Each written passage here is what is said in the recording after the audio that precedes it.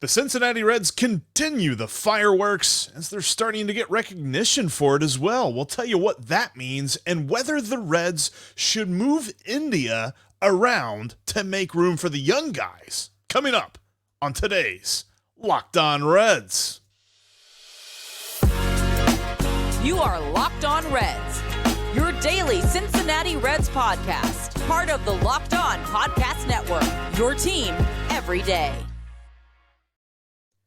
You are Locked On Reds. Thanks for making Locked On Reds your first listen of the day. We are part of the Locked On Podcast Network, and we are free and available on all podcasting platforms because we are your team every day. I'm your host, Stephen Offenbaker, alongside Jeff Carr, and we are diehard baseball fans. We have a passion for the Cincinnati Reds. We have taken our love of the game, our passion for baseball, and we have turned that passion into information for you. We want to thank those of you that listen every day. If you are an everydayer, let us know. Put something in the comment section or hit us up on Twitter. We want to hear from you.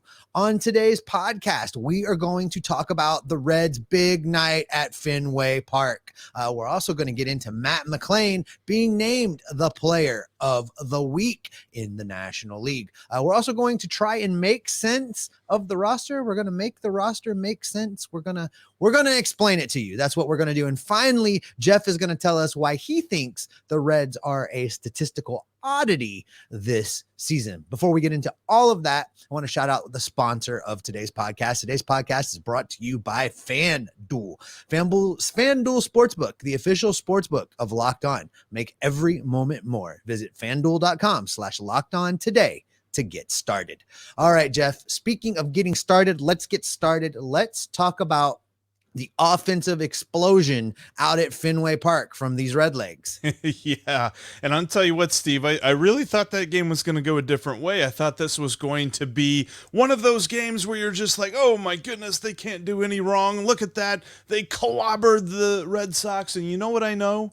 There is no possible chance that this team will be boring this year. Whether they are in a boring lead or a boring deficit, they're going to figure out a way to make it interesting, as they did on Tuesday night. It was a very stressful event there, but the way that the Reds and the Red Sox finished this game was definitely not the way that the first 7 innings went. As soon as Fernando Cruz came in and then Eduardo Salazar in the ninth inning, that's when things really got interesting for the Red Sox. But up until that point, the Reds had some phenomenal performances that really helped them win this game. You know, I just want to say for the record that I said Salazar should already be back in Louisville. So if they had listened to me, this would not have happened. I want to tell you, we need to shout out your guy because he finally had himself a game. You've been waiting and waiting and waiting to be able to do this, Jeff. Talk about your guy. Just when I think I'm out, he pulls me back in. That's Will Benson. If you remember, early on this season, I was trying to tell you, get excited, jump on the bandwagon, get ready for the Will Benson experience. And then nothing happened. Nothing really got going. We never left the station. He had 2 hits coming into tonight. He now has 5 hits because he had 3 last night in Fenway, including his first career triple. And we said this as we watched him kind of struggle through the first month of the season. We knew as soon as this guy got on base, sparks were going to fly. He got on base 3 times tonight. He scored 3 runs. That is the MO. Get Will Benson on base. Absolutely phenomenal night from him. Jose Barrero comes up with the only hit with runners in scoring position. The Reds were 1 for 15 with runners in scoring position, and they scored 9 runs because his one hit was a grand slam off the light pole over the green monster. A just monster shot. And it's funny because there's that, thing's a bot on Twitter called Would It Dong, talking about like how many ballparks that home run would have been in. And because it hit the light post, it threw the bot off. And the bot's like, this would only be a home run in 2 ballparks in Major League Baseball, and Great American Ballpark would not be one of them. It didn't see the trajectory of this home run. This thing would have been a home run in every park ever made. Like he was crushed with a capital K. You have to love this particular moment for Jose Barrero. This is a guy that has been looking over his shoulder, that has been told since the beginning of the season that the others are coming for him, and then hasn't performed well. So you have to think that this was just one of those great rare moments where he hits this bomb, grand slam home run, historic Fenway Park, and just gets to go in the dugout and celebrate for a minute and be like, finally, something good. And because we've always heard, like, as he's coming up, he's got power. This guy can hit. He can really hit the ball a long way. And this was only his second career home run. Like, we just haven't seen it from him throughout his career, or second home run of this season. I'm sorry, I got that mixed up on the stat thing there. But the way that he was able to play in this game, Steve, if he turns it around, if he really becomes something, I think that this is the game we'll point to, because not only was it the grand slam, but also he began what I believe is, to this point, the fielding play of the year for the Reds. It was a high fly ball that bounces off not the top of the green monster, but the upper area of the green monster, and he has to field it off the wall, get the bounce just right. You had a runner on first for the Red Sox. Kike Hernandez was coming home trying to score from first on this play, but Barrero fields it cleanly off the hop, throws it into McLean. Beautiful strike. Matt McLean then turns around, another beautiful strike to Tyler Stevenson, and he had enough time to make a sandwich and eat it before he had to apply the tag to Kike Hernandez running. It was the most beautiful play, but Jose Barrero just had a night, dude. That's one of those plays where you can, play it on replay for the young guys and say, this is how it's done. Gather your little league team around the old television and say, this is how we do a relay, guys. That was one of those plays. And Tyler Stevenson making a sandwich. That I would like to see that parody happen. Listen, you called it right at the beginning of this segment, Jeff. This team is not going to be boring. They are always going to make things exciting. And I think that's what we said all along, right? I mean, we talked about it from spring training, that sometimes they were going to lose, sometimes games were going to get away, but they were going to be exciting to watch. And I love that they managed to hang on and win this one. Let me ask you this. This one did almost get away, though. And we talked about Salazar a little bit. What move would you like to see there to strengthen the bullpen and get Salazar out? Because I just don't think he's the answer out there. I think he needs to go. The annoying thing is, I think the only reason he's up here is because of injuries. In fact, they were talking about it while he was pitching in the ninth inning, John Sadek and Chris Welsh. They said the reason he's up here is because of the injury to Casey Legumina. And Casey Legumina is hurt. I mean, you think about the guys that are on the injured list right now that are normally in the bullpen, or at least we were counting on them to be in the bullpen on opening day, or thinking about them, like Casey Legumina. Rivar Sanmartin is on the injured list. You've only got one lefty, which really is going to be an interesting dynamic to the final two games of this series, because the Red Sox have 465 lefties in their 9-man lineup. So the Reds need to figure out something, because Alex Young can't pitch every single inning out of the bullpen. They're going to have to figure out what to do there. I do know that Luke Weaver has a nice changeup he can kind of mess with here, but we saw it whenever Salazar came in. Dude was just throwing beach balls up there, and whether it was nerves, whether it was whatever, I mean, maybe they told him, like, hey, look, we're up by 6. You don't necessarily have to paint the corners. So then for some reason he was putting it on a tee. Like, I mean, Red Sox hitters were crushing this dude. And it was to the point, and you said this, you're like, yeah, it got close there at the end. The weirdest stat, if someone's looking at the box score of this game and they didn't watch this game, they're just like, man, this must have been a tight, nip and tuck race when it came to the game. No, the fact that Alexis Diaz had to come in and get his 13th save of the season is just absolutely strange, and probably the strangest thing about this game. Well, let's talk about Alexis for just a second. But before we get to him, I do want to talk about the starter before we talk about the closer. And Ben Lively, once again. This guy goes 5 2/3 innings, allows 4 hits, strikes out 6 while only walking 2. Jeff, his ERA is 1.99 right now. 1.99.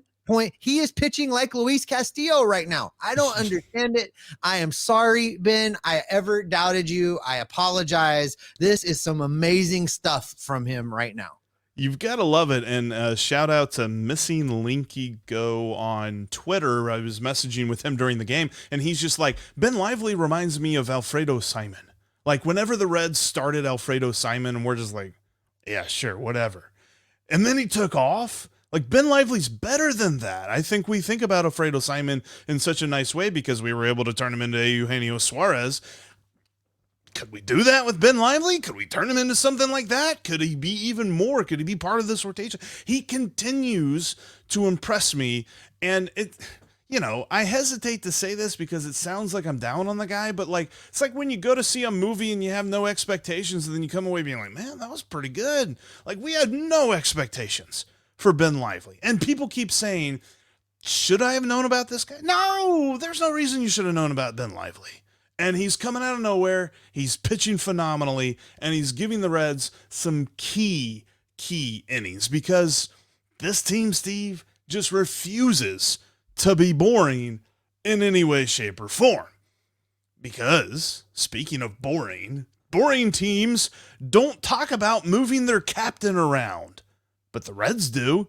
In fact, there might have been a rumor that me and Steve both hate because we ain't trading Jonathan India, and we're going to tell you why coming up here in just a moment. I can't believe we actually have to have this conversation. Before we get into that, though, I want to tell you about one of our sponsors today, and that is FanDuel. FanDuel has this amazing no-sweat first bet right now that you need to take advantage of because you can get up to $2,500 back in your first bet if it doesn't win. Just go to FanDuel.com/lockedon to sign up and place your first bet, and you'll be opted in to the no sweat first bet of up to $2,500 because you can check out the props, the lines, the money lines, the point spreads, and everything in between. Whether you're talking about baseball, if you want to get in on the NBA finals that are about to start, the Stanley Cup finals that are about to get going, lots of great stuff is going on over at FanDuel. And you know what? Looking at tonight's game, the Reds and the Red Sox, the Reds are plus 146 to win today. Yeah, underdog against the Red Sox, even though they just beat them. But an interesting prop for me is something I'm looking at. Spencer Steer to get 3+ total bases in tonight's game is plus 210. Thinking about that one. I think he's going to smack a home run. The Reds were all over the Green Monster last night, but there's plenty of bases to be had. So check them out, FanDuel.com/lockedon, and take advantage of the no sweat first bet of up to $2,500 when you join FanDuel today. FanDuel is an official partner of Major League Baseball. Coming up tonight, 7:10 p.m. Eastern Time, Luke Dreamweaver is on the mound against the Big Maple, James Paxton, for the Red Sox. What a weird name, the Big Maple. Although I'm sure opposing teams thought Adam Dunn's nickname of the Big Donkey was even weirder. But hey, you can catch every pitch of the hometown broadcast for your Cincinnati Reds on Sirius XM. Just download the SXM app and search Reds. And before Steve and I really get into this conversation about why we're not trading Jonathan India and why we even have to have this discussion in the first place, I gotta shout this out because you're in the big leagues for 2 weeks, probably just trying to get your legs underneath you, trying to keep your head above water. But then you go and you win NL Player of the Week. And when you look at it, so okay, he had an amazing week, right? He hits almost 500. He has 2 dongs, 7 RBIs, just absolutely hitting the cover off the ball. The American League Player of the Week, Julio Rodriguez. Ever heard of him? Of course you have. Everybody has. Matt McLean outplayed Julio Rodriguez. So if they had a Major League Baseball Player of the Week, it'd be Matt McLean. And man of many words, Matt McLean had this to say about his award. Yeah, it's cool. It's an honor. That's all I got. I love that guy. He's a man of many words. I love that guy. He's so easy to root for, and he's a baseball player. But Steve, his performance and the continued performance of Elly De La Cruz, hello walk-off last night, has obviously put the Reds roster in an interesting, very good problem because, well, both guys are middle infielders, and the Reds already have a pretty good dude playing second base right now. Some people are saying let's move him around. Some people are saying let's trade him. Looking at you, Athletic, not sure what that idea was. We're not trading him, though, Steve. I mean, this roster needs to move for Jonathan India, not Jonathan India needs to move for the roster. Yes and no. Look, as far as trading him goes, you were the one that said we should trade him in the offseason. We had the hashtag. No. They should absolutely not even consider this right now. They should be talking to him about an extension. Moving him around, though, listen, nobody has the market cornered on a position on this infield. The Reds can be their most effective when they've got 4 guys that can play 5 different positions. So you can move dudes around when they're tired. You can move dudes around when they need a change of pace. You can move guys around when someone's nicked up a little bit. It gives the Reds a lot of flexibility. And Jonathan India is not that special that he is exempt from that. I want to see him get some reps in the outfield and learn to play a corner outfield. I want to see him some at DH. Here's why my concern comes from. We've seen things like this before, where suddenly every member of the local media starts to talk about a thing, and there's usually a reason for it. So did somebody go to Jonathan India and ask him to start doing some things and he pushed back? Did somebody ask him to start taking some reps in the outfield and he said, wait a minute? I'm not sure, but usually when Cincinnati starts chirping like this, because listen, make no mistake that those that run the Reds clubhouse and those that control the Cincinnati media, they only let out what they want to let out. We've seen that for a lot of years. This stuff doesn't just come out of nowhere because somebody made it up. And for Rosecrans and Rosenthal to get together on this story, it makes me think somebody said something and they're trying to force Jonathan's hand a little bit. That's what I think. Now, I don't have any evidence to support that other than that's my speculation because of the way things have always gone in this town. But Jonathan India should not be traded, but he should definitely learn to play another spot or two. And I think that there is a little bit of not necessarily sticker shock, but maybe worry at what the sticker might look like with Scott Boras as his agent. And so maybe they're kicking the tires on that. I don't know. Like, I know this. The team is much better with him than without him. And I feel like it's more than just the box score. It's more than just he's a really awesome top third of the order type hitter. It's his leadership ability. Pretty much everybody that talks in a post-game interview talks about how Jonathan India keyed this, or India was this kind of guy that we really kind of follow his lead, or India said this, or India did. They're saying India's name a lot. So if you remove him from this roster, I don't think this is a scenario of, well, you just remove him, you replace him with Elly De La Cruz, and maybe you get some really awesome prospects that are ready in a couple of years or something like that, and you just keep the churn going. I think at some point you got to stop this whole idea of we can add more prospects if we trade somebody, because then you never actually do have a major league team. You just constantly have a AAA team that everybody wants to go see. And then in a couple of years, those guys get traded away. I hate the idea that people are considering this. I feel like Jonathan India as well. And again, this is us looking from the outside in on Jonathan India. His mentality makes me believe that he could play anywhere. If they came and they asked him to play left field, I really don't think it's going to affect him. I really don't think it's something that we will see a dip in performance for Jonathan India. Dude's mentally tough, right? We always say grit. He's a dude. He's a guy. That's Jonathan India to a T. Yeah, and you know what, Jeff? I mean, what he's doing right now, in the last 7 games, he's got a slash line of 290, 324, 516. Over the last 30 games, that slash line looks like 288, 358, 449. This is one of the engines of this lineup. Yeah. And whatever's going on behind the scenes, I hope they don't alienate the relationship. You know, we saw this with Chris Bryant in Chicago for a lot of different reasons. We don't want that to happen. But I really feel like the best version of the Reds moving forward is where you have as many players as possible that can play as many positions as possible to always be able to finagle the lineup to get your best version of the lineup on the field when you can take into account injuries and tiredness and rest days and et cetera, et cetera. I don't have a problem with them asking Jonathan India to do more, but this trade talk and especially the naysayers for this rebuild that want to continue to talk about, oh, well, the Reds, that's all they do is trade away their good players. Well, that's the only way that this particular franchise is going to compete. The ones that they can extend have to be traded, but only with 2 years of team control. This is very premature conversation to be having about Jonathan India, which is why I'm so concerned that everybody in the local media is talking about it. And I feel like there's a case to be made about what the future of this roster looks like and if India fits into it 2024, 2025, 2026.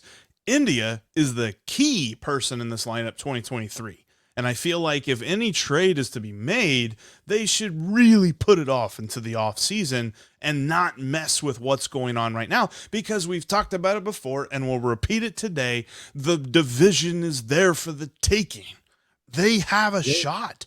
They really need to be focused on that and not try to sabotage themselves in a year where the team is going to get better just based on call-ups and based on guys coming back from injury. They don't have to stretch and trade for a lot of guys here. They just need to make sure everything stays in place and the team continues to play with as much chemistry as they've shown. And the only way you do that is you make sure that all of the moves that you're about to make, the call-ups that you're about to do, fit around Jonathan India, not moving him out of here so you can bring those guys up. Jeff, today is the last day of May. The Reds are 25-29, but only 3 games back of the Milwaukee Brewers. And we have a 4-game set coming up against those Brewers at Great American Ballpark. I can't wait. This is an exciting time. Did you think we would be having meaningful June baseball this season at Great American Ballpark? I was coming to town for Zach Brown, and I'm walking into the middle of a division battle. I never in a million years would have thought that was going to happen. No, 100%. Listen, Jeff, the Cincinnati Reds aren't leading the way in many offensive statistics. They're not a leader in a lot of stats, and yet they have a crazy streak of scoring a lot of runs. Coming up next, you're going to tell us why this lineup is not as bad as some of the stats would lead you to believe. We're going to get into all that coming up right after this. The Reds and the Red Sox get going at 7:10 p.m. Eastern time tonight. You can catch every pitch of the Reds hometown broadcast with SiriusXM on the SXM app. Just download the app and search the word Reds. You can follow this podcast on all platforms, including right here on YouTube. Click subscribe, click the notification bell. You will never miss an episode. In between shows, you can follow us on Twitter. You can follow me at S. Offenbaker with 2 F's. You can follow Jeff at Jeff Carr. That's Jeff with 3 F's, because as I tell you all the time, spelling is hard for him. You can also follow the show at Locked On Reds. So make sure you are subscribed. All right, Jeffrey, tell me about the statistical oddities of the Cincinnati Reds. So it's something that we've talked about a lot this season. They don't have the power, right? They just, there's something about this lineup that they can't hit home runs as much. And in fact, the statistics bear that out. They're 28th in Major League Baseball in hitting home runs. And they're even worse than that. I think there's only like 1 or 2 teams that have less road homers than that. Sorry, okay, we're good. Lost my place there for a minute. But there's only a couple of teams that have less road homers than the Reds do. But the thing with the Reds lineup is they do not get cheated in their at-bats, and they're going to continue to be a pesky lineup for opposing pitchers to deal with, and it all starts with their plate discipline as a team. You know, one of the things that we keep talking about with this lineup and with the youth movement, the youngsters, the players being called up, you can't tell me you watch a Matt McLean at bat right now and think that's a guy that got here 2 weeks ago. Yeah. Nobody looks at him and says that, right? I mean, you look at him and he is polished, and you look at Jonathan India and you would never suspect the way that he's playing right now that this is a guy going into his third season that really struggled last year. Like, they look like every single person is putting up professional at bats, really making the opposing pitchers work for it. And Matt McLean right now, Jeff, listen, I gotta tell you, we didn't talk about this when you flashed that graphic earlier on the YouTube feed. I am just so excited about what he's been able to do since he was called up. He has delivered on everything that he told me he was going to do between the time I talked to him last season and right now. He looks every bit the major league ball player, and I am here for it. Yeah, he was making some amazing plays in the field and on the base paths on the Tuesday night win against the Red Sox.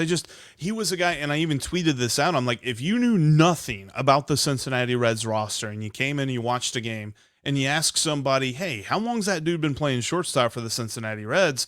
Pretty sure you'd be really surprised by the answer, because you'd thought he'd have been here for multiple years. Like, Matt McLean is just a part of this. The top third of the Reds order is just insanely pesky, and their on-base percentage bears out where the rest of the team is. Because believe it or not, Steve, the Reds are fourth in Major League Baseball in on-base percentage. There are only 3 teams that have a better on-base percentage than them, and I think they're all, if I remember right, they're all 3 American League teams. And look, the Reds are 18th in runs scored. They're 20th in slugging percentage. So people look at those stats and they just say, what is this team? Are we really that worried about their lineup?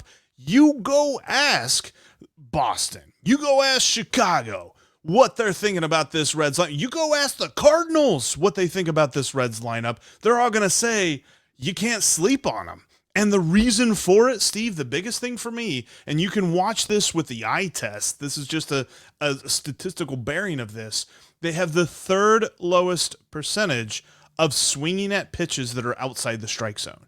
These guys don't get cheated. And that leads to the fact that it puts them in the top 10 in Major League Baseball in walk rate, because they're being selective at the plate. And that's how you've got to do it. If you take all of those numbers and look at them collectively in one great big lens, they're low on power, which means they have to play small ball, which means you have to get guys on base, and then you have to be selective. And that's what they're doing. The numbers say that's exactly what they're doing, which is what makes them so fun to watch every single night. You never quite know what you're going to get when this team takes the field. It's a box of chocolates. Yeah, I think too, the lineup is a part of it, but the base running is also a huge part as well. It's things like that though that make me think there is a sustainability to their run scoring. Yeah, sure. 5 of the last 6 games, or no. Yeah, no, I had that right. 5 of the last 6 games. It's late. 5 of the last 6 games, they've scored 8 or more runs. That's probably not going to, they're probably not going to average 8 runs a game and supplant the 27 Yankees as the best lineup ever. But they're probably going to be in pretty much any game they play. I don't care who's pitching against them. Like, this lineup is going to constantly be causing issues. We saw it early on in the game. Brayan Bello, and I cannot say that guy's name to save my life, but Brayan Bello was at 85 pitches in the 4th inning. And he finished the 4th inning with a strikeout, and you see him come off the mound, and he's like fist pumping, he's super happy. And then the 5th inning begins for the Red Sox, and they have a reliever on the mound. It's just like, no, the Reds lineup got this dude out as quick as they possibly could, because they're like, we know you got good stuff, but you're going to throw all of it against us. They don't get cheated. And I think a big reason for it is we don't have the Aquinos anymore, and Jose Barrero figured out how to not chase every single pitch that came plateward. And you see that, and then you add in guys like Friedel and India and McLean, and you're going to be adding it. I mean, Spencer Steer and Tyler Stevenson. These guys just don't get cheated, man. You can't beat them by throwing them junk and thinking they're going to swing at it. Well, they are certainly fun to watch, and it's definitely going to be fun to watch the rest of this series. Listen, Jeff, there is a chance that they're going to come into this series against the Milwaukee Brewers and be able to move into first place. in the It's National League amazing to Central think. if things shake out correctly. And that is probably a good spot to wrap it up. Before we get out of here, don't forget, you can catch every pitch of the Reds hometown broadcast against the Red Sox with Sirius XM. Just download the SXM app and search the word Reds. Wrap us up, Jeff. That'll wrap up this edition of the Locked On Reds podcast. Thanks as always for making us your first listen every day. Everydayers coming up tomorrow on the show. Gonna look ahead because we're talking about a lineup. We're talking about a roster that's in flux. We said it at the beginning of the season. It's going to be in flux. What's it going to look like at the All-Star break? Because maybe around the All-Star break, you're talking about the return of one Joseph Daniel Votto, and you might be talking about Christian Encarnacion Strand being in the major leagues. Like, there's so much that's going on here. What will it look like at the All-Star break? We'll pontificate on that tomorrow. But until then, as the Reds are finishing up in Boston, and hopefully, like you said, Steve, we're going to be going for the division title, or at least the lead, this weekend against the Milwaukee Brewers. What can people expect from me and you? Well, they can expect me and you to continue to try and figure out this roster, continue to anticipate the moves, watch for the rumors, listen for the scoops, monitor the transactions, and gather up all that information and report back with it right here to keep you locked on Reds every single day. I'm glad you didn't ask me for help how to pronounce the names. Yeah.